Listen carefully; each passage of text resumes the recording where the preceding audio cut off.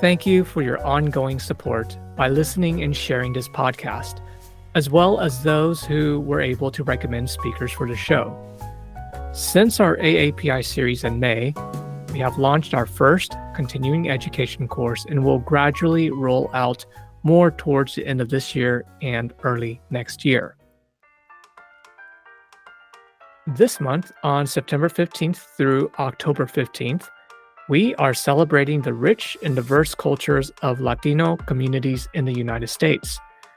We will actually be exploring the amazing contributions of Latinx psychologists, and thus we'll have more episodes with Latinx representation. Before we get into the episodes for this month, I would like to share a brief history of Hispanic Heritage Month with information pulled from multiple sources online. These sources will be listed in the show notes. In 1968, President Lyndon B. Johnson designated the week of September 15th as Hispanic Heritage Week.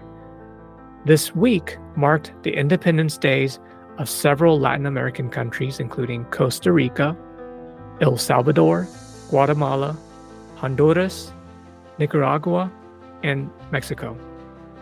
Then in 1988, President Ronald Reagan made Hispanic Heritage Week a month-long observance from September 15th to October 15th. This expansion was a big step in recognizing the rich and diverse heritage of Hispanic and Latino people. So in terms of notable historical moments in psychology, Dr. Martha Bernal was one of the first women of Mexican descent to earn a PhD in clinical psychology in the United States in 1962 from Indiana University. She was a leading advocate for multicultural psychology and helped found the National Hispanic Psychological Association, NHPA. The NHPA was one of the first organizations to support the creation of Hispanic Heritage Week. Another important figure in psychology. In 2011, Dr. Melba Vasquez became the first Latina to serve as president of the American Psychological Association.